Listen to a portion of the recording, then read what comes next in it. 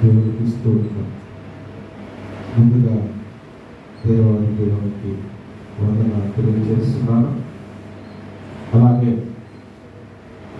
నన్ను మా కుటుంబాన్ని ప్రేమించి ఈ యొక్క ప్రత్యేకమైన అది వాక్యాన్ని అందించడానికి గాను నన్ను ప్రేమతో ఆహ్వానించినటువంటి మన పారిస్ పాస్టర్ గారు రెవరెండ్ కొల్లాపు విజయరాజు గారికి మన కుటుంబానికి నా యొక్క హృదయపూర్వక ధన్యవాదాలు తెలియజేస్తాను. అదేవిధంగా సంఘంలో ఉన్నటువంటి మరి పెద్దలు, స్త్రీల సమాజము, యవ్వన సమాజము, అలాగే పిల్లలు అందరికీ కూడా నా యొక్క ప్రత్యేక శుభములను తెలియజేస్తూ ఉన్నాను. అయితే మనం ప్రాముఖ్యమైనటువంటి సమయంలోనికి వచ్చాం. మరి ఈ ప్రాముఖ్యమైనటువంటి సమయంలో దేవుడు మనతో మాట్లాడాలి, నాతోనూ మీతోనూ మనందరితోనూ మాట్లాడాలని కోరుకుందాం. దేవుణ్ణి అడుగుదాం. నాతో మీరు ఏకీభవించండి. ఒక పాట పల్లవి పాడుకుంటూ మనం వాక్యంలోకి వెళదాం. నాతో మాట్లాడు ప్రభువా, నీవే మాట్లాడు మయ్యా. నాతో మాట్లాడు ప్రభువా, నీవే మాట్లాడు మయ్యా. నీవు పలికితే నాకు మేలయా, నీవు పలికితే నాకు మేలయా. నీ దర్శనమే నాకు చాలయా, నీ దర్శనమే నాకు చాలయా. నాతో మాట్లాడు ప్రభువా, నీవే మాట్లాడు మయ్యా. నాతో మాట్లాడు ప్రభువా, నీవే మాట్లాడు మయ్యా. పరిశుద్ధుడు మా పరలోక ప్రియుడైనటువంటి నామానికి వందనాలు. ఈరోజున ఈ వాక్యాన్ని అందించేది నేను కాదు, కానీ నాతో మాట్లాడేది కూడా మీరేనని నమ్ముచు ఉన్నా తండ్రి. మరి విత్తబడినటువంటి వాక్యం హృదయాల్లో హత్తుకోబడి ఆ ప్రకారంగా జీవించటకు సహాయం చేయమని అడిగి వేడుకుంటున్నాను తండ్రి. ఆమేన్. మరొకసారి మీ అందరికీ నా యొక్క మటలాది వారికి శుభములను తెలియజేస్తూ ఉన్నాను. ఈ రోజున మరిందాక మనం చదువుకున్నటువంటి పాత నిబంధన పాఠ్యభాగంలో నుంచి ఒక వచనం చదువుకుందాం. జకర్యా గ్రంథము 9వ అధ్యాయము 9వ వచనం. సియోను నివాసులారా బహుగా సంతోషించుడి, యెరూషలేము నివాసులారా ఉల్లాసముగా ఉండుడి. నీ రాజు నీతిపరుడును రక్షణ గలవాడును దీనుడనై గాడిదను గాడిద పిల్లను ఎక్కి నీ యొద్దకు వచ్చుచున్నాడు. చాలు. ఇక్కడ నీ రాజు ఎలాంటి వాడు అని ఇక్కడ మనకి దేవుడు చెప్తా ఉన్నాడు అనంటే, నీ రాజు నీతిపరుడు. నీతిపరుడు. సహజంగా రాజులు ఎలా ఉంటారు? ఈ రోజున మనం మాట్లాడుకోబోతున్నాం. ఒక గొప్ప రాజుని యెరూషలేములోనికి ఆహ్వానించడానికి మనమందరం సిద్ధపడతా ఉన్నాం. ఒక రాజు ఎలా ఉంటాడు? ఒక్కసారి చెక్ చేసుకుంటే శూరుడు, బలవంతుడు, లేదనంటే ఏదైనా ఒక చిన్న ఆటంకం వస్తే, ఎవరన్నా ఆటంకపరిస్తే వాళ్ళని ఖండించేటటువంటి లక్షణం కలిగి ఉంటాడు. సహజంగా ఎదురు తిరిగితే కనుక వెంటనే వాళ్ళ అంతు చూసేటటువంటి వాడుగా ఉంటాడు. కానీ ఇక్కడ బైబిల్ గ్రంథం చెప్తా ఉన్నది, నీ రాజు నీతిపరుడు. ఇదే మాట మత్తయి సువార్తలో కూడా మనకు రాయబడి ఉంటుంది. 21వ అధ్యాయం 5వ వచనంలో ఒక్కసారి ఆ వచనం కూడా చూద్దామండి. ఇదిగో నీ రాజు సాత్వికుడై. చాలు ప్రియులారా, ఇక్కడ గమనించండి, మత్తయి సువార్తలో చూసిన, జకర్యా గ్రంథంలో చూసిన నీతిపరుడు, సాత్వికుడు అని వ్రాయబడి ఉంది. కానీ రాజుల లక్షణం ఏంటంటే దానికి వ్యతిరేకం. కానీ ఇక్కడ మన ప్రభు అయినటువంటి యేసు క్రీస్తు సాత్వికుడుగా వస్తున్నాడు. ఈరోజు మట్లాదివారం గురించి అనేక అంశాలు మనం ధ్యానించవచ్చు. ఒక్కొక్కరు ఒక్కొక్కలాగా దాన్ని ధ్యానించేటటువంటి పరిస్థితులు ఉన్నాయి. అయితే అన్నీ మనం ఒకేసారి ధ్యానించలేం, కానీ ఒక్కొక్క విషయాన్ని ధ్యానిస్తూ ముందుకు వెళ్దాం, అవకాశం ఉన్నంత వరకు, సమయం ఉన్నంత వరకు. అయితే ఈ స్టోరీ అంతా, పట్టణానికి సంబంధించినటువంటి స్టోరీ అంతా సింపుల్ గా చదవకుండా చెప్పుకుందామా? ఏం జరుగుతుంది అని అంటే, బేత్పగే అనే ప్రాంతంలో నుంచి దేవుడు ఇద్దరు శిష్యులను ఎదురుగా ఉన్నటువంటి గ్రామానికి వెళ్ళి, అక్కడ మీకు కనిపించేటటువంటి, ఏదైతే మొదటిసారి కనిపించేటటువంటి గాడిదను, ఆ గాడిద పిల్లలు కట్టబడి ఉన్నాయో దాన్ని తీసుకురండి. ఒకవేళ గనక దాన్ని ఎవరన్నా ఆటంకపరిస్తే ప్రభువుకు కావలసి ఉన్నది అని చెప్పండి, వెంటనే అతను మీకు సహకరించి పంపిస్తాడు అనేటటువంటి స్టోరీ అక్కడ వ్రాయబడి ఉంది. అలాగే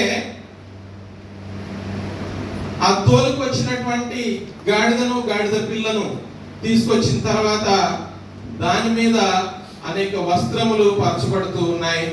అలాగే దాని మీద ఎక్కి ప్రభు అయినటువంటి యేసు క్రీస్తు మరి యెరూషలేములోనికి ప్రవేశించనై ఉన్నారు. ఇదంతా కూడా జకర్యా గారు రాసినప్పుడు, ఆ తర్వాత కాలంలో సువార్తల్లో కూడా వ్రాయబడి ఉంది ఇదే మాట. మత్తయి సువార్త 21వ అధ్యాయము 1 నుంచి సుమారు 14-15 వచనాల వరకు ఈ స్టోరీ వ్రాయబడి ఉంటుంది. అక్కడ మాత్రమే కాదు, ఇంకా 3 సువార్తల్లో కూడా వ్రాయబడి ఉంటుంది. అంటే ఒక్కొక్క మాట, మొత్తమంతా స్టోరీ అంతా కాదు, కానీ ఒక్కొక్క మాట చూద్దామా? మత్తయి సువార్త 21 నుంచి మత్తయి సువార్త 21వ అధ్యాయం 5వ వచనం ఇందాక చదివిందే. ఇదిగో నీ రాజు సాత్వికుడై గాడిదను, భారవాహక పశువు పిల్ల అయిన చిన్న గాడిదను ఎక్కి నీ యొద్దకు వచ్చుచున్నాడని సియాని కుమారుతో చెప్పుడి. అదే విధంగా మార్కు సువార్తలో కూడా వ్రాయబడి ఉంటుంది. ఒకసారి అది కూడా చూద్దామా? 11 మార్కు 1వ అధ్యాయం 7వ వచనం. వారు ఆ గాడిద పిల్లను యేసునొద్దకు తోలుకుని వచ్చి. చాలండి, ఇందాకేమో గాడిదను, భారవాహక పశువు పిల్ల అయిన గాడిద, అంటే ఇక్కడ 2 కనిపిస్తున్నాయి. అలాగే 7వ వచనం చూడండి ఒకసారి. వారు ఆ గాడిద పిల్లను యేసునొద్దకు తోలుకుని వచ్చి తమ బట్టలు దానిపై వేగా ఆయన దాని మీద కూర్చుండను. అంటే ఇందాక మనం చెప్పుకున్నటువంటి స్టోరీ ఇక్కడ కనిపిస్తా ఉన్నది. అలాగే లూకా సువార్త 35వ అధ్యాయంలో 19వ అధ్యాయం 35వ వచనంలో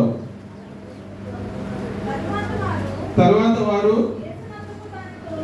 యేసు వద్దకు దాన్ని తోలుకుని వచ్చి ఆ గాడిద పిల్ల మీద తమ బట్టలు వేసి యేసును దాని మీద ఎక్కించి ఆయన వెళుచుండగా చాలు. అంటే ఇక్కడ లూకా సువార్తలో కూడా మనం దాన్ని చూస్తా ఉన్నాం.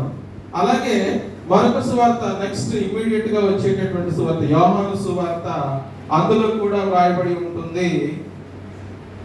12వ అధ్యాయం 14-15 వచనాలు.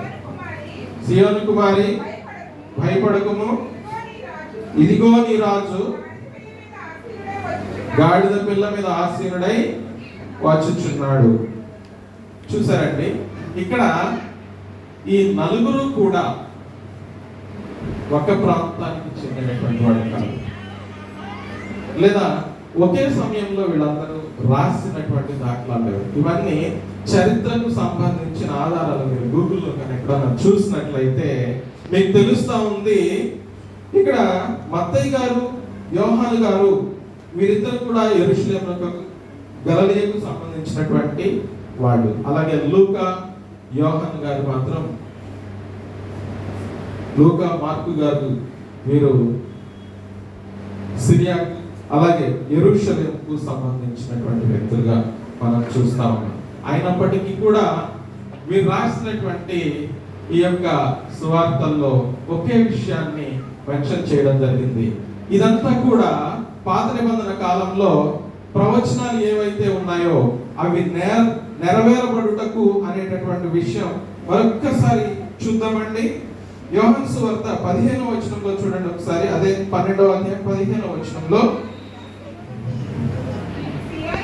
సియోను కుమారి భయపడకుము, ఇదిగో నీ రాజు గాడిద పిల్ల మీద ఆసీనుడై వచ్చుచున్నాడు అని వ్రాయబడిన ప్రకారము. అంటే ఇదంతా ముందుగానే వ్రాయబడి ఉన్నది. అంటే ఏదైతే జరగబోతుంది అని మనకి ముందుగా ఎవరైతే రాశారో దాన్ని ప్రవచనం అని అంటాం. సో ఇక్కడ గాడిద పిల్ల మీద యెరూషలేములోనికి ప్రభు అయినటువంటి యేసుక్రీస్తు రాబోతున్నారని ముందుగా వ్రాయబడింది.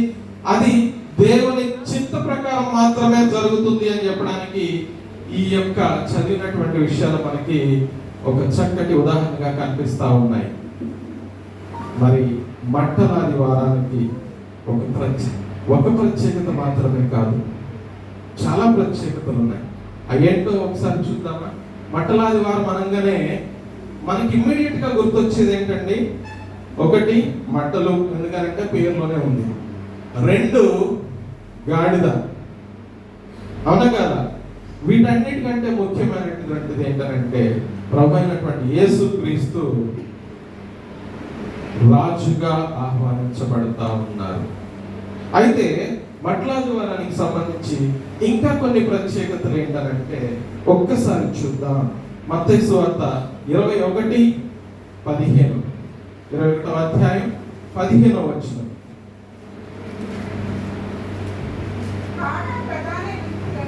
కాగా ప్రధాన యాజకులను శాస్త్రులను ఆయన చేసిన వింతలను దావీదు కుమారునికి జయము అని దేవాలయంలో కేకలు వేయుచున్న చిన్న పిల్లలను చూచి. చాలండి. ఇంకొక ప్రత్యేకత ఏంటి అని అంటే మట్టలాది వారానికి దేవాలయంలో కేకలు వేయుచున్న చిన్న పిల్లలు. కాబట్టి సహజంగా మట్టలాది వారం బయట వీధుల్లో సువార్త దండయాత్ర చేయాలి, మట్టలు పట్టుకుని తిరగాలి అని అంటే ఫస్ట్ పరిగెట్టుకుంటా వచ్చేది ఎవరు అని చెక్ చేస్తే చిన్నపిల్లలు ఫస్ట్ వాళ్ళు ఉంటారు. వాళ్ళ ఒక సంతోషకరమైనటువంటి పండుగ చూస్తారు. చాలా మంది అని అనుకుంటాం ఏంటంటే కేవలం క్రిస్మస్ మాత్రమే మనకి బాగా ఎక్కువగా సంతోషించేటటువంటి పండుగ అని అనుకుంటాం. కానీ పిల్లలకి ఇష్టమైంది అది తల్లిదండ్రులు నేర్పాల్సినటువంటి అవసరం కూడా ఉంది. ఎందుకనంటే దాని యొక్క ప్రాముఖ్యతను మనం తెలియచేయలేకపోతే పిల్లలకి ఎలా తెలుస్తుంది? ఈ రోజున పరిస్థితులు ఎలా ఉన్నాయనంటే, సమయం దొరికితే సెల్ ఫోన్ పట్టుకుని అందులో షార్ట్ వీడియోలు చూసుకుంటూ ఉంటే తల్లిదండ్రులు కనీసం వాడు మందలించలేనటువంటి పరిస్థితుల్లో ఉన్నారు. ఒకవేళ మందలిస్తే ఏమైపోతాడో, లేకపోతే పిచ్చోడైపోతాడేమో. కొన్ని షార్ట్ వీడియోలు చూస్తే అర్థమవుతుంది. హాస్పిటల్లో ఉన్న పిల్లలు ఇలా పట్టుకొని ఇలా అంటూ ఉంటారు. కొన్ని షార్ట్ వీడియోలు చూడడం జరిగింది. అంటే ఈ గేమ్స్కి ఎడిక్ట్ అయిపోయి ఉన్నారు, వీడియో గేమ్స్కి ఎడిక్ట్ అయిపోయి ఉన్నారు. సో కారణం ఏంటి అంటే, మీరే అలవాటుగా ఇచ్చేస్తూ ఉన్నారు పిల్లలకి. అలవాటుగా ఏంటనంటే, అల్లరి చేస్తున్నారు కాబట్టి ఈ సెల్ ఇచ్చేస్తే కుదురుగా ఉంటారు అని మెల్లగా మనమే అలవాటు చేస్తున్నాం. ఒకవేళ ఆ పరిస్థితి నుంచి బయటకు వచ్చి దేవునికి సంబంధించిన జ్ఞానం కానీ, దేవునికి సంబంధించినటువంటి అంశాలను కానీ రెగ్యులర్గా మనం పిల్లలకి తెలియజేస్తున్నామా లేదా ఒక్కసారి మనల్ని మనం పరీక్షించుకుందాం. అలాగే మండలాదివారానికి సంబంధించి మరొక అంశం ఉంది. అదేంటంటే లూకా సువార్త 19:37-38 వచనాలు ఒక్కసారి చూద్దాం.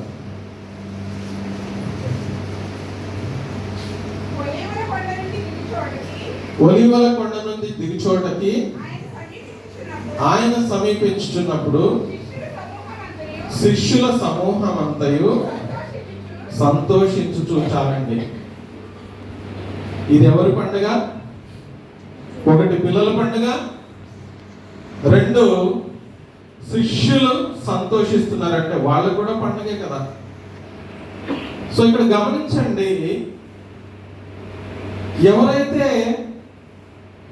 రెగ్యులర్ గా చర్చికి వస్తూ ఉంటారో, ఎవరైతే చర్చికి సంబంధించిన యాక్టివిటీస్ లో పాస్టర్ గారికి సహాయకారులుగా ఉంటారో, అలాగే కేవలం సహాయకారులుగా మాత్రమే కాదు కానీ దేవుని ఆజ్ఞలు పాటిస్తూ ఆయన అడుగుజాడల్లో నడుస్తూ బడా మంచి దాసుడు అనేటటువంటి వ్యక్తులు ఎవరైతే ఉంటారో వాళ్ళు కూడా ఈ రోజున ఈ పండుగని సంతోషంగా జరుపుకోవచ్చు. ఎందుకనంటే మనం ఏది కూడా బైబిల్ గ్రంథంలో లేకుండా చెప్పుకోవడం లేదు. అందులో ఉన్నటువంటి అంశాలను ఆదర్శంగా తీసుకుని మాత్రమే మనం ముందుకు వెళ్ళవలసిన వారమై ఉన్నాం. ఎందుకనంటే బైబిల్ గ్రంథం నుంచి ఒక పొల్లైనను ఒక చుక్కైనను కూడా మార్చడానికి మనకు అర్హత లేదు. కాబట్టి ప్రియులారా, బైబిల్ గ్రంథంలో ఏదైతే ఉందో దాన్ని మనం గుడ్డిగా అనుసరించవచ్చు. ఎందుకనంటే దేవుడు మనకి ఆజ్ఞల రూపంలోను అలాగే వచనాల రూపంలోను మనకు అందించారు. కాబట్టి అలాగే ఈ పండగ అంతా కూడా అంటే మట్టలాదివారం అనగానే ఆ పేరులోనే ఉంది. మనం చదువుకున్నటువంటి ఈ 4 సువార్తల్లో కూడా ఆ మాట రాయబడి ఉంటుంది. ఏంటంటే మట్టలు అంటే చెట్లు నరికి అక్కడ దేవునికి ఎదురుగా ఆ గొర్రె పిల్లకు అలాగే దేవునికి కూడా ముందుగా వాటిని పరిచినట్టుగా మనం చూస్తూ ఉన్నాం. కాబట్టి ఇది మట్టలు కావచ్చు, లేకపోతే ఆ చెట్ల కొమ్మలు కావచ్చు. కాబట్టి మనం అందరం రెగ్యులర్ గా చూసేది మట్టలు. కాబట్టి మట్టల పండుగ అని కూడా మనం దీన్ని చెప్పుకుంటాం. అలాగే మత్తయి సువార్త 21:14 ఒకసారి చూసినట్లయితే, మత్తయి సువార్త 21:14 గుడ్డివారును కుంటివారును దేవాలయంలో ఆయన యొద్దకు రాగా ఆయన వారిని స్వస్థపరిచెను. చాలండి. ఇది ఎవరి పండగ? రోగులకు పండగ. ఎందుకనంటే రోగంతో ఉన్నవారు స్వస్థపరచబడ్డారు. ఈ రోజున రాజమండ్రిలో ఎన్ని హాస్పిటల్స్ ఉన్నాయి? సుమారు ఒక 20 సంవత్సరాల క్రితం ఎన్ని హాస్పిటల్స్ ఉన్నాయి. టెక్నాలజీ డెవలప్ అవుతా ఉన్నది. టెక్నాలజీ డెవలప్ అవుతుంటే మానవ ఆయుష్ ఒకప్పుడు 70, 80, 90 సంవత్సరాలు కూడా జీవించినటువంటి దాఖలాలు ఉన్నాయి. ఇప్పుడు కూడా 90 సంవత్సరాలు ఉన్నటువంటి వాళ్ళు ఉన్నారు. కానీ ఈ రోజున సుమారు 500 పైగా హాస్పిటల్స్ రాష్ట్రంలో ఉన్నాయి. ఈ రోజున చెక్ చేసుకుంటే 5వ తరగతి చదివే పిల్లలు హార్ట్ అటాక్ తో చనిపోయిన దాఖలాలు లేవా? 5వ తరగతి అంటే సుమారు 10 సంవత్సరాల వయసులో హార్ట్ అటాక్ తో చనిపోయిన సందర్భాలు ఉన్నాయి. అలాగే ఇంటర్మీడియట్ చదివేటటువంటి విద్యార్థుల్లో హార్ట్ అటాక్ తో చనిపోయినటువంటి దాఖలాలు ఉన్నాయి. క్యాన్సర్, మా అన్న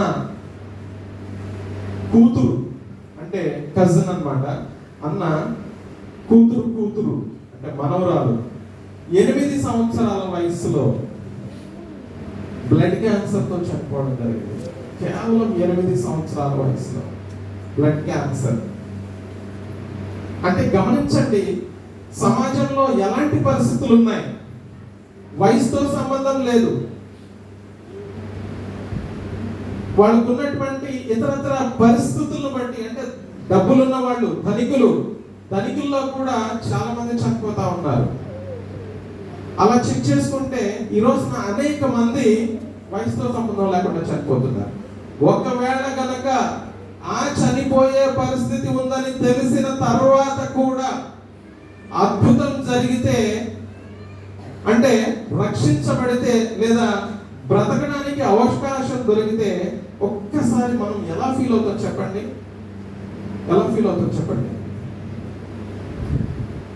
చాలా సంతోషిస్తామా లేదా? లైవ్ ఎగ్జాంపుల్ చెప్తాను. ఇక్కడే ఉన్నారు, మా వదిన గారు ఉన్నారు ఇక్కడ. గతంలో ఆవిడకి 2 కిడ్నీలోనూ కూడా భయంకరంగా చాలా 14 mm సైజు కిడ్నీలో స్టోన్స్ ఉన్నాయి. 2 కిడ్నీలోనూ స్టోన్స్ ఉన్నాయి. 14 mm సైజ్ అంటే చాలా ఎక్కువ. అలాంటి పరిస్థితుల్లో కరోనా టైం, హాస్పిటల్కి వెళ్దామంటే అవకాశం లేదు. ఫ్యామిలీ పరంగా ఆర్థికంగా చూస్తే స్థితిమంతులే, ఆపరేషన్ చేయించడానికి అవకాశం లేదు. అలాంటి సందర్భంలో ఒక అద్భుతం జరిగింది. ఒక్క 15 రోజులు 20 రోజులు ఒక ప్రత్యేకమైనటువంటి మందును వాడడం జరిగింది. అవి కరిగి యూరిన్ లో నుంచి బయటపడిపోయాయి. ఆ రోజున ఆమె ఎంతగా సంతోషించిందని అంటే చాలా సంతోషించింది. అవునా కాదా? ఎస్. సో అంటే ఇక్కడ రోగి ఎప్పుడైతే స్వస్థత పొందుతారో వారికి సంతోషం కలుగుతుంది. అదే వాళ్ళకి అద్భుతమైనటువంటి పండగగా మనం చెప్పుకోవచ్చు. అవునంటారా కాదంటారా? మీరు ఎస్ అని అంటే నేను కొంచెం ముందుకు వెళ్తా. అవునా కాదా? దేవునికి స్తోత్రం. మీరు స్పందిస్తే నా మాట వింటున్నారని అర్థం. మీరు స్పందించలేదనుకో నేను వేటికి చెప్తున్నానో నాకు తెలియదు. స్పందించండి. అవునా కాదా? సో ఇక్కడ ఆ యెరూషలేములో అక్కడ ఎవరైతే రోగులు ఉన్నారో వాళ్ళు స్వస్థత పొందారు. కాబట్టి ఇది ఎవరి పండుగ అంట? రోగుల పండుగ. అలాగే మన ప్రభు అయినటువంటి యేసుక్రీస్తు ఆ రోజున ఒక రాజుగా ఆహ్వానించబడ్డాడు. సో ఇది మన ప్రభు అయిన యేసుక్రీస్తు అభిషేకించబడిన రోజుగా మనం ఈ రోజున ప్రత్యేకంగా చెప్పుకోవచ్చు. అలాగే ఇంకొకటి కూడా జరిగింది. ఏదన్నా పండగ వాతావరణం జరుగుతూ ఉంది అని అంటే మనం ఏం చేస్తామండి? మన ఇల్లు, మన ఆలయం అన్నీ ఏం చేస్తాం? శుభ్రం చేసుకుంటామా లేదా? అక్కడ కూడా ఇదే జరిగింది. కాకపోతే అందులో ఉన్నటువంటి వాళ్ళందరూ ఎలాంటి వ్యక్తులు అని అంటే వ్యాపారం చేసుకునేటటువంటి వ్యక్తులు. రోగులు ఇచ్చి పుచ్చుకోవడం అంటే మనీ ట్రాన్సాక్షన్. అలాంటి సందర్భం అక్కడ కనిపిస్తూ ఉన్నప్పుడు దేవుడు ఏం చెప్తా ఉన్నాడంటే ఇది ప్రార్థనా మందిరం అనబడును, అంతేగాని దొంగల గుహగా చేశారని చెప్తా ఉన్నాడు. వాళ్ళందరిని అక్కడి నుంచి తీసివేశాడా లేదా? తీసివేశాడు. కాబట్టి ఇది మనం ఏమని చెప్పుకోవచ్చండి? దేవాలయాన్ని శుద్ధీకరణ చేసినటువంటి రోజుగా మనం చెప్పుకోవచ్చు. అంటే మట్టలాది వారానికి ఎన్ని ప్రాముఖ్యతలు ఉన్నాయి అనేటటువంటి విషయాన్ని మనం ఇక్కడ జ్ఞాపకం చేసుకుంటా ఉన్నాం. ఎందుకనంటే ప్రతిసారి ప్రతి విషయాన్ని మనం జ్ఞాపకం చేసుకోవాలి అని అంటే సాధ్యం కాదు. ఎందుకనంటే అనేక విషయాలు బైబిల్ మీరు జీవితాంతం చదివిన కొంతమందికి అర్థం కాదు. జీవితాంతం చదివిన కనీసం 10 జన్మలెత్తిన, వాస్తవానికి మనిషికి ఒకటే జన్మ బైబిల్ ప్రకారం. కానీ నిజంగా మనం సరదాగా అనుకుందాం, ఒకవేళ కనుక 10 జన్మలెత్తిన బైబిల్ అర్థమవుతుందా అని అంటే ఇంకా అందులో ఎన్నో గూఢమైనటువంటి లోతైనటువంటి విషయాలు మనకి బైబిల్లో కనిపిస్తూ ఉంటాయి. అదందరికీ అర్థం కాదండి. కాబట్టి అవకాశం వచ్చినప్పుడు దాన్ని గురించి ఆలోచించినట్లయితే మరిన్ని విషయాలు మనం తెలుసుకోవడానికి అవకాశం ఉంటుంది. అలాగే ఈ స్టోరీలో, ఈ మట్టలాది వారానికి సంబంధించిన స్టోరీలో కొన్ని ప్రత్యేకతలు, అంటే ప్రత్యేకమైనటువంటి సంగతులను జ్ఞాపకం చేసుకున్నాం.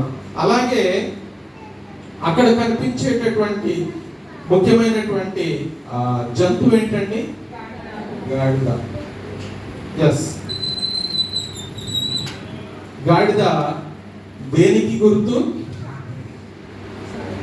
సాత్వికత్వానికి గుర్తు, శాంతికి గుర్తు, అలాగే తగ్గింపులకు గుర్తు, అలాగే భారము మోస్తున్నది అని, భారము మోయడానికి గుర్తు.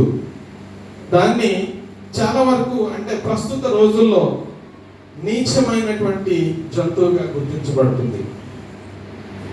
కానీ దేవుడు ఎలాంటి జంతువుని ఎంచుకున్నాడు? ఇక్కడ దేవుడు ఎలాంటి జంతువుని ఎంచుకున్నాడు అని అంటే, వాస్తవానికి దేవుడు సర్వశక్తిమంతుడు కాబట్టి, రాజుగా ఆహ్వానించబడుతున్నాడు కాబట్టి ఆయన ఒక అశ్వాన్ని, అంటే గుర్రం మీద ఎక్కి రావచ్చు, కానీ ఆయన గుర్రాన్ని ఎంచుకోలేదు. లేదా ఈ రోజుల్లో చాలా మంది చెప్పుకుంటూ ఉంటారు, ఏమని? నేను సింహం లాంటి వాడిని, లేదా నేను పులి. చాలా డేరుగా చెప్తారు, చాలా ఉత్సాహంగా చెప్తారు. మరి రాజుకు సాదృశ్యం అంటే ఒక శూరత్వానికి సాదృశ్యంగా మనం ఆ గుర్రాన్ని చూస్తాం. ఎందుకనంటే గుర్రం మీద వచ్చాడు అని అంటే యుద్ధం జరుగుతుంది, లేదా ధైర్యశాలికి గుర్తుగా మనం చెప్పుకోవచ్చు.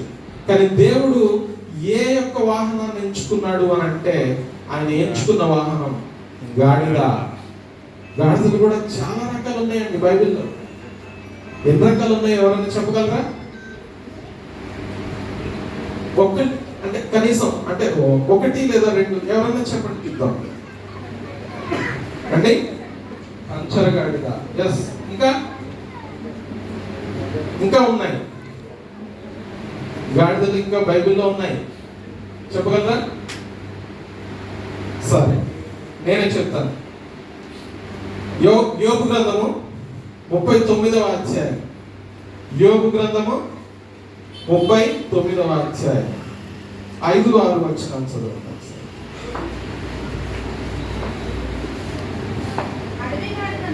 అడవి గాడిదను చాలండి. ఇదేం గాడిద? కంటిన్యూ చేయండి. తర్వాత స్వేచ్ఛగా పోనిచ్చిన వాడెవడు? అడవి గాడిద. కట్లను విప్పిన వాడెవడు?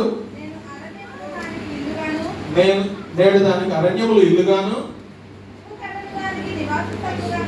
ఉప్పు పరును దానికి నివాస స్థలముగా ఉంచుతున్నాడు. అయితే ఇక్కడ గమనించండి, ఈ అడవి గాడిదకి నివాస స్థలం ఏంటండి? అడవి గాడిద అని చెప్తున్నాం కదా, కాబట్టి అడవే దాని నివాస స్థానం. అలాగే అది ఎవరి మాట విందండి. ఎందుకనంటే దాని లక్షణం ఎంత? అదే కనుక వినేటటువంటి తత్వం ఉంటే కనుక ఎవరో ఒక యజమాని ఎంచుకునేది, అవునా కదా? అలాగే అది ఉండేటటువంటి ప్రాంతం ఎలాంటిది అని అంటే ఎందుకు పనికిరాని సౌడు భూములు అన్నమాట, పనికిరానటువంటి ప్రాంతం. సో అలాంటి పరిస్థితుల్లో మనం అడవి గాడిద అనేటటువంటిది చూస్తున్నాం. అలాగే ఇంకోటి కూడా ఉంది, 2 సమూయేలు 18వ అధ్యాయం, 2 సమూయేలు 18వ అధ్యాయం 9వ వచనం. అబ్షాలోము కంచెర గాడిద మీద ఎక్కిపోవచ్చు. చాలండి. ఇంకో గాడిద కనిపించింది మనకి ఇక్కడ. ఏంటంటే అది కంచెర గాడిద. అదేం చేస్తుందో తెలుసా? కంటిన్యూ చేయండి. కంచెర గాడిద మీద ఎక్కిపోవచ్చు.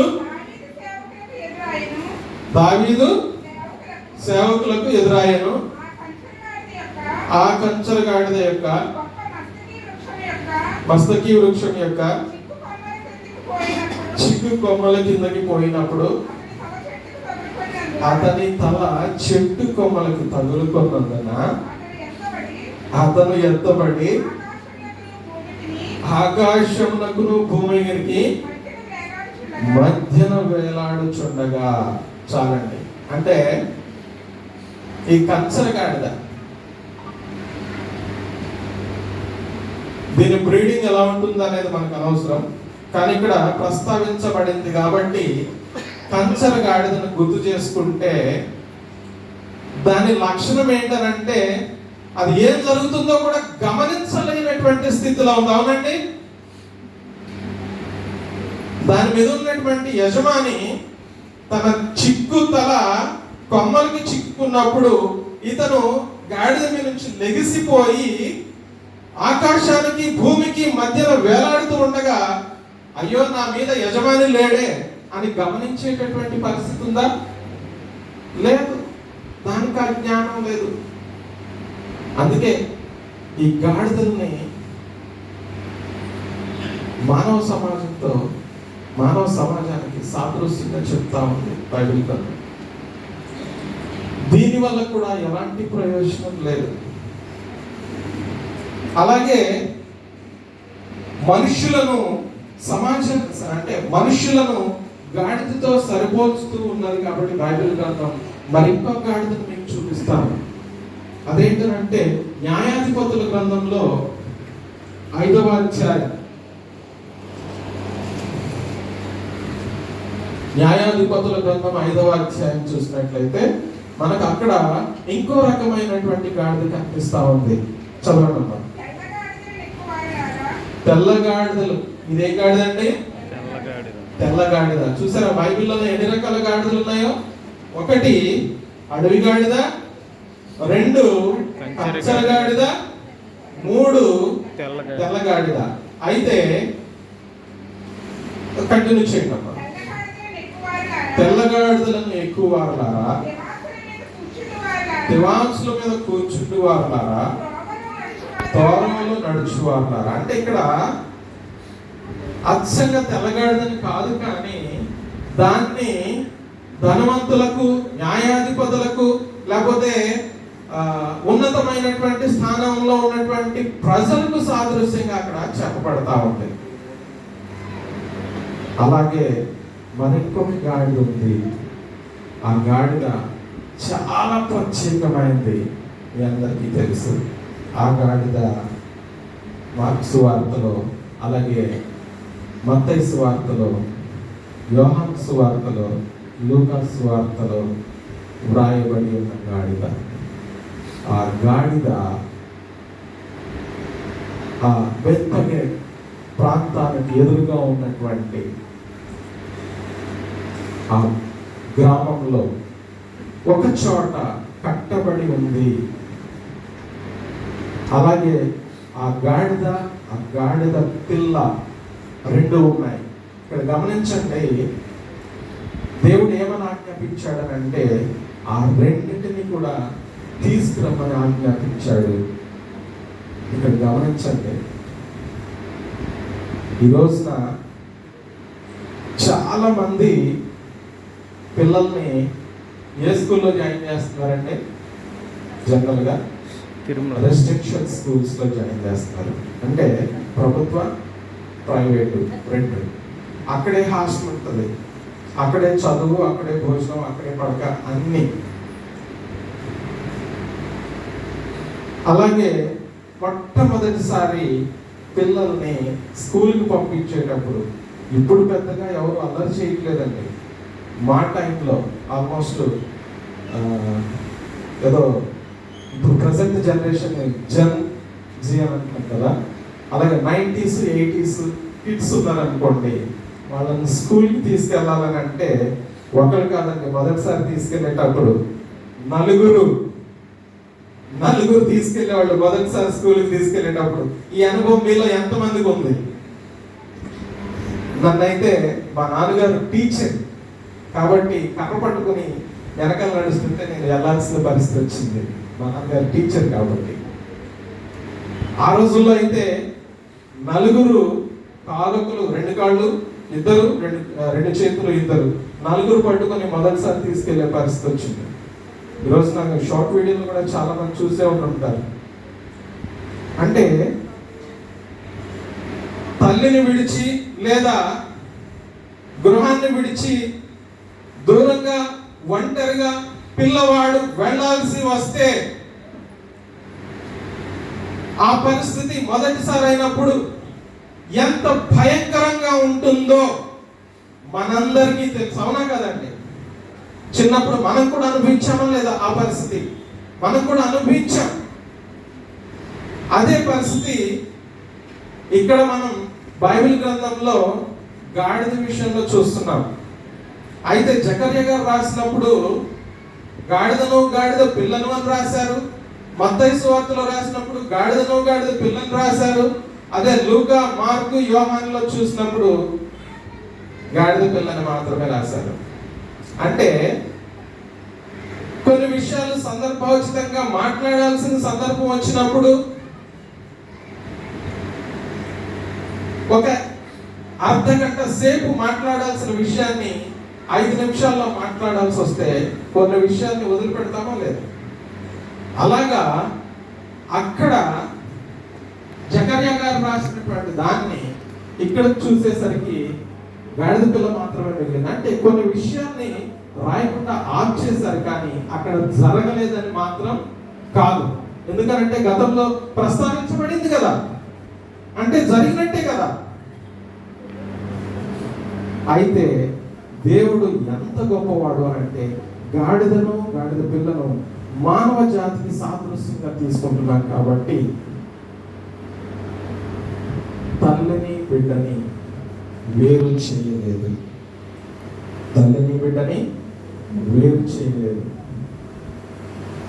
వారు ఒకవేళ కనుక ఒంటరిగా కనుక గాడిద పిల్లని తీసుకువెళ్తే అది ఎంత హడావుడి చేసేదో, ఎంత భయంకరంగా ప్రవర్తించేదో. కానీ చేయదండి. ఎందుకంటే దేవుడు పిలిపించాడు కదా, చేయదు. కానీ దాని సహజ లక్షణం అది. ఎవరికైనా సహజ లక్షణం. ఒక్క దేవుడు ఆహ్వానించాడు కాబట్టి అది అలర్ట్ చేయకపోవచ్చు, కానీ మరెవరన్నా ఆహ్వానించి ఉంటే కనుక ఖచ్చితంగా అలర్ట్ చేసేదేమో. ఆ పరిస్థితి రాకుండా ఉండాలి అంటే తల్లిని బిడ్డని వేరు చేయకూడదు. దేవుడు కూడా గాడిద పిల్లను రెండింటినీ తీసుకురమ్మని చెప్పాడు. ఇక్కడ పిల్లల పట్ల దేవుడు ఎంత జాగ్రత్త వహిస్తున్నాడు అంటే, ఒక తల్లి లేదా ఒక తండ్రి తన బిడ్డల పట్ల ఎంత జాగ్రత్త వహిస్తున్నాడు అనేటటువంటి విషయాన్ని మనం సాదృశ్యంగా చూడవలసిన వారు ఉన్నాం. అలాగే ఈ గాడిద పరిస్థితి ఏంటంటే, దాని మీద ఎప్పుడన్నా ఎవరన్నా కూర్చున్నారా? లేదు. సహజంగా గాడిద ఎందుకు ఉపయోగించబడుతుంది అని అంటే బరువులు మోయడానికి ఉపయోగించబడుతుంది. అలాగే దాని మీద మనుషులు ప్రయాణించడానికి దాన్ని ఉపయోగిస్తూ ఉంటారు. కానీ ఈ గాడిద పిల్ల అప్పటి వరకు ఎవరు దాన్ని ఉపయోగించలేదు. సో ప్రత్యేకమైనది కదా, కేవలం ప్రభు అయినటువంటి యేసుక్రీస్తు మాత్రమే దాన్ని ఉపయోగించడానికి మొట్టమొదటిసారి దాన్ని ఆహ్వానించారు. ఇదంతా కూడా ముందుగానే జరుగుతుంది అని వ్రాయబడిన ప్రకారము, ముందుగానే జరుగుతుందని వ్రాయబడిన ప్రకారము అక్కడ జరిగింది. అవునా కదా? హల్లెలూయా అని చెప్పండి గట్టిగా, హల్లెలూయా. సో అక్కడ ఏదైతే రాయబడిందో అదే అక్కడ జరిగింది. సో ఈ గాడిద పిల్లకు ఏం పేరు అని అంటే, ఇది ఊర్లో ఉంది కదా, గ్రామంలో ఉంది కదా, సో ఇది ఊరు గాడిద పిల్ల లేదా యేసు చేత ప్రత్యేకించబడినటువంటి గాడిద పిల్లగా మనం చెప్పుకోవచ్చు. అయితే తొలిచూలు గాడిద పిల్ల మెడ విరవబడాలి. తొలిచూలు గాడిద పిల్ల మెడ విరవబడాలి అంటే మెడ విరిస్తే ఏమవుతుందండి? చచ్చిపోతుంది. ఒక మనిషి మెడ విరగొడితే చచ్చిపోతాడు. నా వ్యక్తిగతంగా ఒక చిన్న ఉదాహరణ చెప్తాను. మా అమ్మగారు 84 సంవత్సరాలు జీవించారు. లాస్ట్ 1.5 year పసిపిల్లలాగా ఉన్నారు.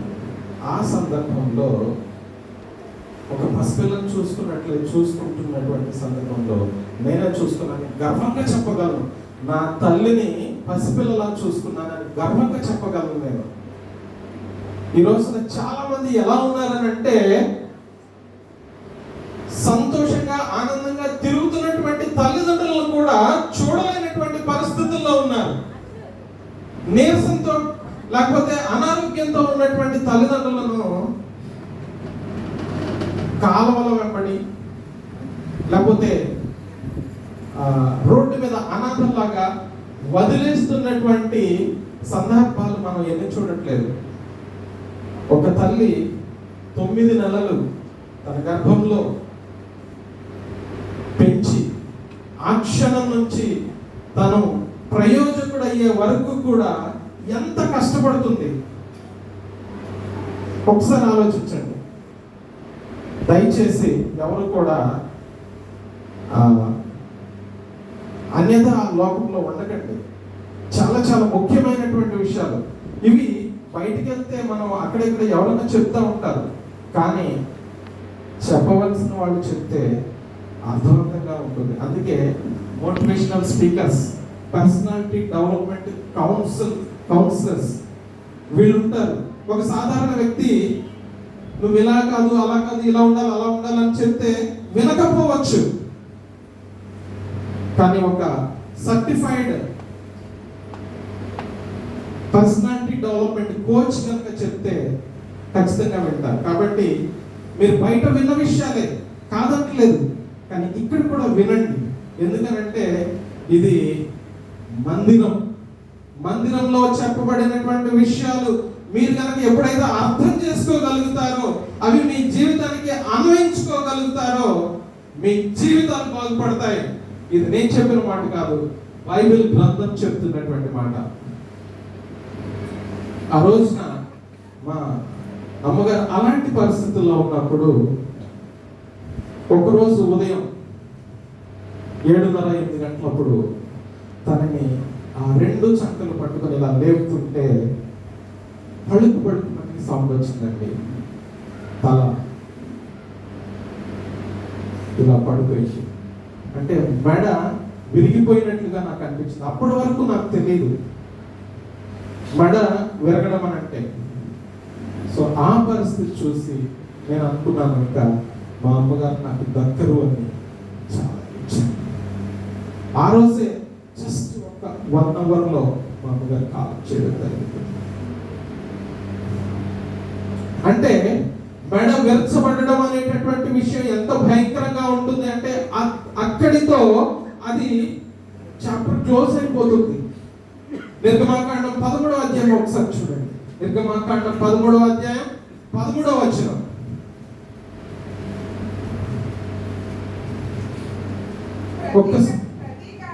ప్రతి గాడిద తొలి పిల్లను వెల ఇచ్చి విడిపించి దానికి మారుగా గొర్రె పిల్లను ప్రతిష్ఠింపవలెను. అట్లు దానిని విడిపించని ఎడల దాని మెడను విరగదీయవలెను. ఇప్పుడు నేను చెప్పిందంత నిజమా కాదా? చెప్పండి, నేను చెప్పినంత నిజమా కదా? విరగదీయవలెను అని వ్రాయబడిందా లేదా? మీరందరూ వింటున్నారా లేదా? దేవునికి స్తోత్రం, దేవునికి స్తోత్రం. అలాగే నిర్గమాకాండము, అదే నిర్గమాకాండం 34:20 చూడండి ఒక్కసారి.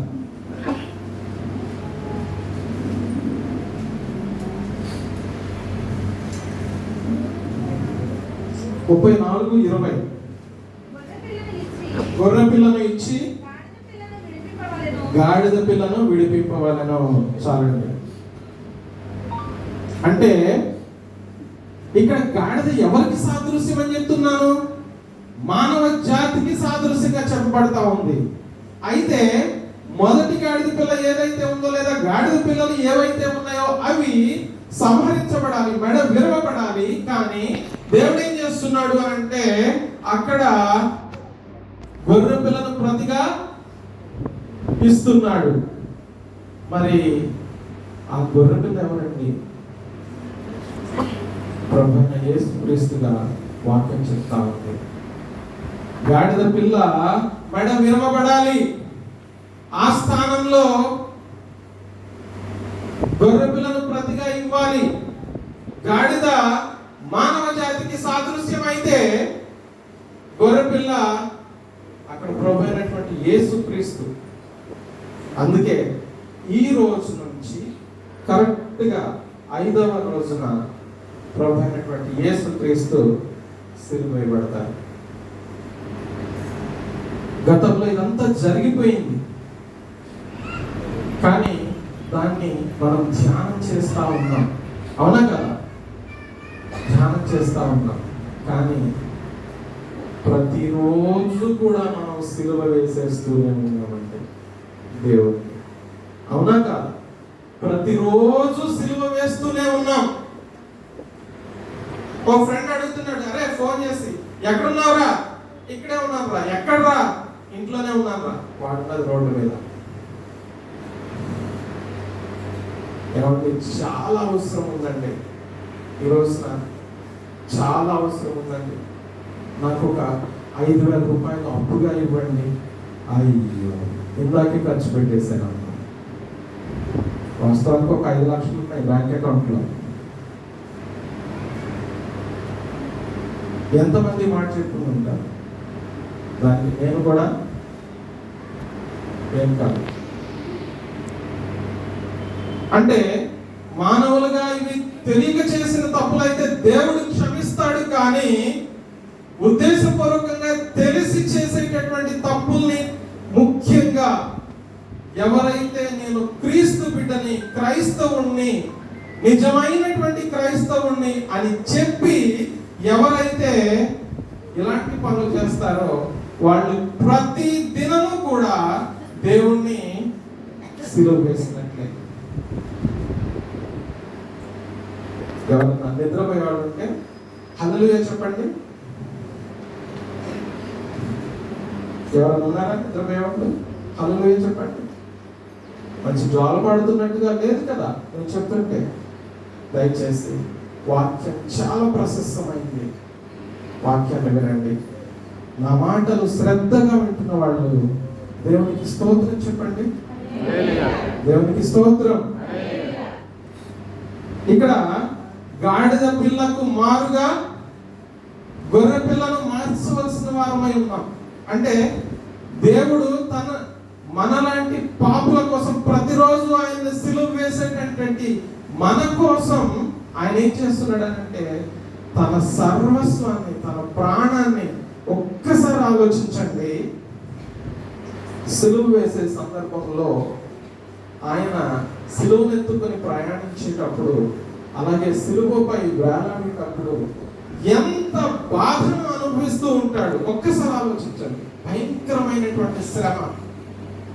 అందులో ఒక్క దెబ్బ తగిలితే మనం చచ్చాం. అలాంటి పరిస్థితుల్లో దేవుడు మన కోసం తన ప్రాణాన్ని పణంగా పెట్టాడు. ఈ రోజున మట్టలాది వారు ఉన్నాడు. చక్కగా అలాంటి మట్టలన్నీ పట్టుకుని ఎంతో సంతోషంగా జయ జయ ధ్వానాలు చేసుకుంటూ ఆయన్ని ప్రచురించడం మంచిదే. కానీ చాలా మంది ఎలా ఉన్నారనంటే ఆలయంలో హల్లెలూయా, బయట వ్యక్తిగత జీవితం. ఆలయంలో హల్లెలూయా అంటారు, బయటికి వెళ్ళి వాళ్ళు చేసే పనులు చేస్తూ ఉంటారు. ఇది ద్వంద్వ ప్రవృత్తి. మీరు చల్లగానైనా ఉండండి లేదా వెచ్చగానైనా ఉండండి, నులువెచ్చగా ఉంటే మాత్రం మిమ్మల్ని చెప్పండి ఇంకా ఏం జరుగుతుంది అనేది. సో అలాంటి పరిస్థితులు మన దగ్గర ఉన్నాయేమో. కానీ ఈరోజు ప్రజల ఉద్దేశం ఏంటి?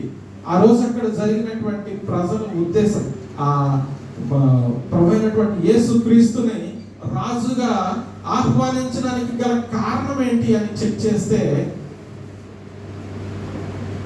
ఆయన ఒక బలిపశువుగా వాడుకుందాం అనుకున్నారు. బలిపశువు అంటే ఏంటంటే నా అవసరానికి నిన్ను వాడుకోవడం. నాకు నీతో ఏదో పని ఉంది, సరదాగా చెప్తాను వినండి. ఏంటనంటే నాకు గోకవరం వెళ్ళాల్సినటువంటి అవసరం ఉంది. నా ఫ్రెండ్ వచ్చి, అరే నాకు అర్జెంటుగా పని ఉంది, ఆ వస్తువు కావాలి, ఎక్కడ దొరుకుతుంది అని అంటే, అది నీకు తెలీదా? గోకవరంలో దొరుకుతుందా అని అంటే అతను ఆశపడతాడు. ఏమని? గోకవరం అంటే నాకు అరే అర్జెంట్గా ఎక్కడ దొరుకుతుందో నాకు తెలియదు కదా, వచ్చి నాకు సాయం చేస్తావా అని అడుగుతాడు. అవునా కదా? ఇలాంటి సందర్భాలు మీ జీవితంలో ఉన్నాయి కదా. అయితే సరే నేను సాయం చేస్తానని అంటాడు. ఇదేదో అతనికి మేలు చేద్దామన్న ఉద్దేశంతో చెప్తున్నాడని అతను అనుకుంటాడు. కానీ ఇతని ఉద్దేశం ఏంటనంటే, నాకు అక్కడికి వెళ్ళే పని ఉంది, ఫ్రీగా ఈడితే వెళ్ళిపోదాం. ఇప్పుడు అవసరం లేదనుకోండి, ఫ్రీగా లేడీస్ వెళ్ళిపోతున్నారు, అది వేరే విషయం. అంటే నా అవసరానికి నిన్ను వాడుకోవడం. ఇక్కడ ఆహ్వానించినటువంటి ప్రజలు కూడా రాజకీయ అవసరాలని, అంటే భౌతిక పరంగా లాభాల కోసం దేవుణ్ణి అక్కడ రాజుగా ఆహ్వానించారు. భౌతిక అవసరాలు ఏంటంటే అక్కడ రోమీలు చెరలో నుంచి, అంటే అక్కడ భయంకరమైనటువంటి కష్టాలు అనుభవిస్తూ ఉన్నారు ప్రజలు. ఆ ప్రజల నుంచి ఒక బలవంతుడైనటువంటి దేవుడు లేదా ఒక శక్తివంతమైనటువంటి రాజు లేదా ధీరుడు శూరుడు లాంటి వారు ఎవరన్నా వస్తే వాళ్ళ దగ్గర నుంచి మనల్ని రక్షిస్తాడు అనేటటువంటి భౌతిక పరమైనటువంటి ఉద్దేశంతో వాళ్ళు రాజుగా ఆహ్వానించారు. కానీ దేవుని ప్రణాళిక ఏంటి అని చెక్ చేసినట్లయితే, పాపి యొక్క పాపము నుండి ఆ పాపిని రక్షించడానికి దేవుడు రాజుగా, ఎలాంటి రాజుగా అంటే సాత్వికుడైనటువంటి రాజుగా, అలాగే దీనుడైనటువంటి రాజుగా. మనం ఇంతకు చదువుకున్న వాక్యంలోనే ఉంది, సియోను నివాసులారా బహుగా సంతోషించుడి, యెరూషలేము నివాసులారా ఉల్లాసముగా ఉండుడి, మీ రాజు నీతిపరుడు, రక్షణ గలవాడు, దీనుడునై గాడిద పిల్లను ఎక్కి మీ దగ్గరకు వచ్చున్నాడు. దీనుడుగా వస్తున్నాడు, రక్షకుడిగా వస్తున్నాడు, సాత్వికుడిగా వస్తున్నాడు. కానీ ఒక రాజుకు ఉండాల్సిన లక్షణం ఏంటంటే శూరత్వం. కానీ ఇక్కడ ఈ ప్రపంచాన్ని, ఈ సమస్త సృష్టిని సృష్టించినటువంటి దేవుడు సాత్వికుడిగా వస్తున్నాడు. మరి నీ మనసు ఇస్తావా? లేక ఆ రోజున భౌతిక అవసరాలు తీర్చుకోవడం కోసం రాజుగా నీ మనసులోకి ఆహ్వానిస్తున్నావు? అది మనసులోకి ఆహ్వానించడం కాదండి, అవసరానికి వాడుకోవడం. మరి ఆధ్యాత్మికమైనటువంటి చింతనతో, నిజమైనటువంటి నిన్ను పాపాల నుంచి లేదా నువ్వు చేసిన సమస్త దుష్క్రియల నుంచి నిన్ను కడిగి శుద్ధి చేసి ఆయన పరలోక రాజ్యంలో, ఆయన రాజ్యంలో అంటే పరలోకంలో నీకు స్థానం ఇవ్వడం కోసం, ఈ ఒక భౌతిక సంబంధమైనటువంటి లగ్జరీ కాదు, కానీ పరలోక సంబంధమైనటువంటి లగ్జరీని ఇవ్వడం కోసం ఆయన్ని ఈరోజే నువ్వు దేవునికి అంగీకరిస్తావా? ఒక్కసారి నా ప్రియ సోదరి సోదరుడు ఆలోచించండి. ఎన్నో శ్రమలు అనుభవించారు. ఒకవేళ కనుక నేను నా మాటలు చివరి అంశానికి వచ్చాను. ఇంకొక విషయం చెప్పి నేను ముగిస్తాను. ఒక్కసారి ఆలోచించండి, మనం మన జీవితంలోకి దేవుణ్ణి ఎలా ఆహ్వానిస్తా ఉన్నాం? ఈ మంటలాదివారం రోజున మీరు ఒక మంచి నిర్ణయం తీసుకోండి. భౌతిక సంబంధమైనటువంటి కోరికలు నెరవేర్చుకోవడానికి చాలా మంది ఈ రోజున మీరు గమనించే ఉంటారు. అమ్మ చర్చికి వస్తున్నావమ్మా, నువ్వు చాలా ఈ మధ్యనే నిన్ను చూశాను, బాగా వస్తున్నావు, ఏంటమ్మా అంత సడన్ గా నువ్వు చర్చికి రావడానికి గల కారణం అంటే, అయ్యా మనం మొక్కుకున్నానండి, దేవుడికి మొక్కుకున్నానండి, మా అబ్బాయికి ఉద్యోగం వస్తే దేవుడికి మొక్కుంటానని అనుకున్నానండి, అందుకని పాపకు వచ్చేస్తానండి. అంటే ఉద్యోగానికి మొక్కుకున్నాడు. అమ్మా మరి గతంలో నువ్వు రెగ్యులర్గా చర్చికి వచ్చేదాని కాదే, ఇప్పుడు రెగ్యులర్గా చర్చికి వస్తున్నావే, ఏంటమ్మా నీలో మార్పు అని అడిగితే, పాస్టర్ గారు నాకు చాలా కాలం నుంచి కడుపులో నొప్పి ఉందండి అయ్యగారండి, కడుపులో నొప్పి ఉందండి, అది తగ్గిపోతే కనుక రెగ్యులర్గా వస్తానని అనుకున్నానండి, అందుకేనండి తగ్గిపోయిందండి వచ్చేస్తున్నానండి. అంటే భౌతిక పరమైనటువంటి కోరికలు తీర్చుకోవడానికి దేవుని దగ్గరికి వస్తున్నావా? నిజమైనటువంటి దేవుని బిడ్డకు శ్రమ, భౌతిక పరమైనటువంటి కోరికలు నెరవేరి నువ్వు ఆలయానికి వస్తే కనుక అది ఈ లోకంలో మాత్రమే నీకు సంతోషాన్ని ఇస్తుంది. దేవుడు ఎందుకు సూచక క్రియలు అంటే గొప్ప అంటే ఎవరు చేయలేనటువంటి అద్భుత కార్యాలు చేశాడు అని ఆలోచిస్తే, తనని తాను నిరూపించుకోవడానికి అద్భుత కార్యాలు చేశాడు. కానీ ఆయన ఈ భూమి మీదకి ఎందుకు వచ్చాడు అని అంటే అద్భుతాలు చేయడానికి కాదు, పాపము నుంచి నిన్ను నన్ను రక్షించడానికి ఆయన ఈ భూలోకంలోనికి వచ్చాడు. కానీ మనం ఏం చేస్తున్నామనంటే ఆయన్ని అద్భుతాలు చేసే దేవుడిగానే చూస్తున్నాం, కానీ నీ పాపాల నుంచి రక్షించేటటువంటి దేవుడిగా చూడలేకపోతున్నాం.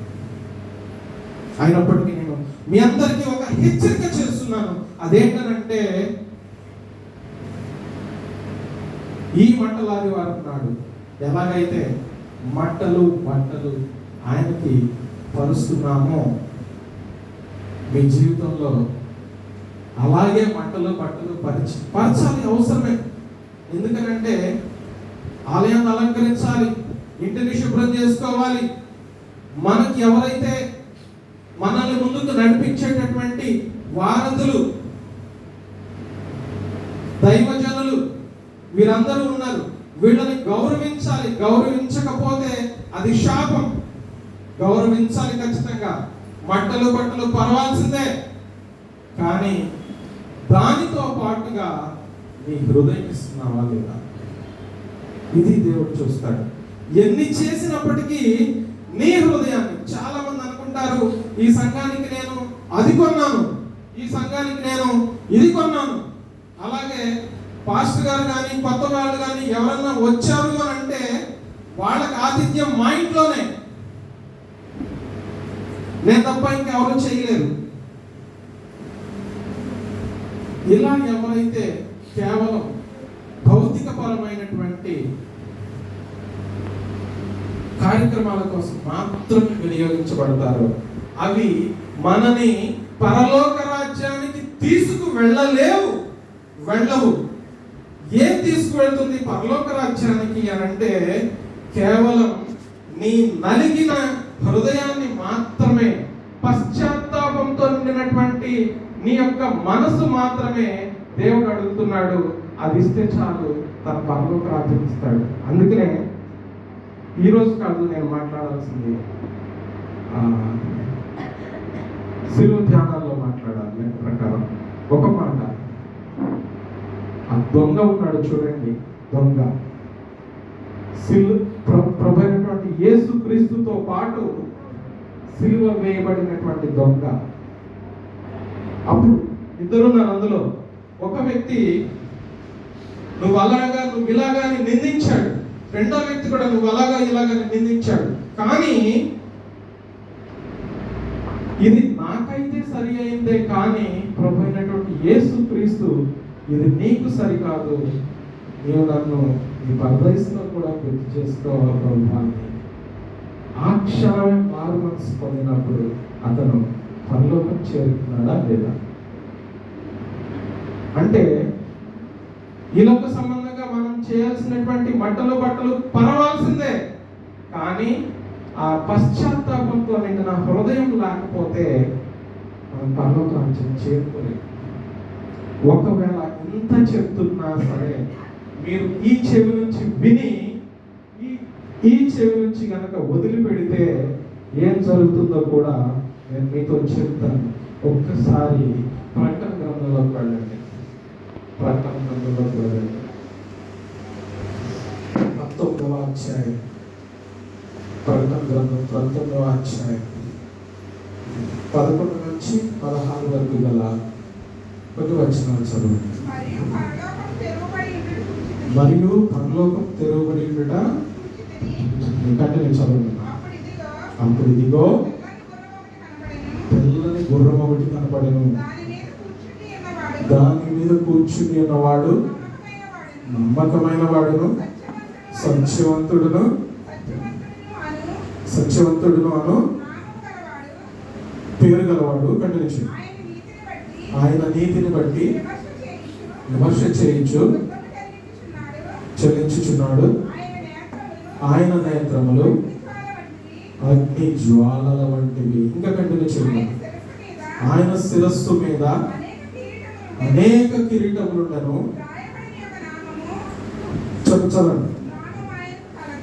నామం ఆయన కలదు, అది ఆయనకే గాని మరి ఎవరికి తెలియదు. రక్తములో ఉంచబడిన వస్త్రము ఆయన ధరించుకొని ఉండెను. మరియు దేవుని వాక్యము నామము ఆయనకు పెట్టబడి ఉన్నది. పరలోకమందున్న సేనలు శుభ్రమైన తెల్ల నారబట్లు ధరించుకొని తెల్లని గుర్రములెక్కి ఆయన వెంబడించుచున్నది. జనములను కొట్టుటకై ఆయన నోట నుండి వాడిగల ఖడ్గము. చాలండి. ఆయన కళ్ళు ఎలాంటివండి? అగ్ని జ్వాలల వంటివి. ఆయన నాలుక భయంకరమైనటువంటి వాడిగల ఖడ్గము అని చెప్పబడతా ఉన్నది. ఆయన ఎలా వస్తాడు? తెల్లని గుర్రం మీద.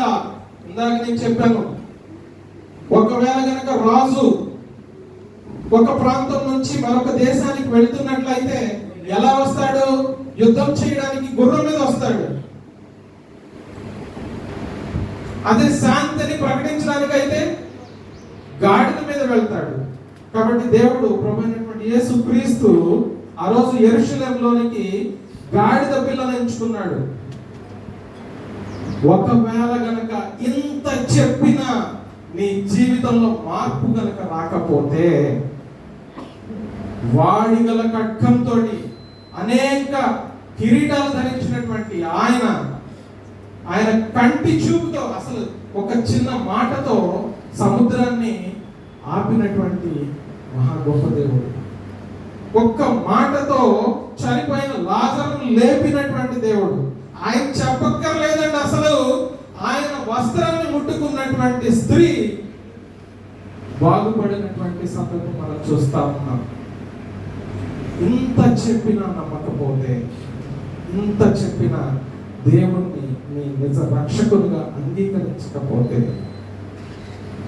ఏం జరుగుతుందో ఇంకా నేను చెప్పాల్సిన అవసరం లేదు. ఆలోచించండి. మన జీవితంలోకి దేవుడు గాడిద పిల్లగా రావాలని కోరుకుంటాడు. వాడిగల ఖడ్గంతో, భయంకరమైన నిప్పుల కళ్ళతోటి, తెల్లని గుర్రం మీద దేవుణ్ణి నీ హృదయంలోనికి ఆహ్వానించావా రాజుగా? అక్కడితో చాప్టర్ క్లోజ్. కాబట్టి ఈ మట్టలాది వారాన్ని ప్రత్యేక దినంగా మీ మనస్సుల్లో గాడిద పిల్లను, అలాగే గాడిద పిల్లని ఎక్కినటువంటి సాత్వికుడైనటువంటి, శాంత స్వభావం కలిగినటువంటి, దీనుడైనటువంటి ప్రభువైనటువంటి యేసుక్రీస్తు మీ మనసులోకి, నా మనసులోకి ఆహ్వానించి మన జీవితాన్ని ముందుకు తీసుకోండి. దేవుడి మాట.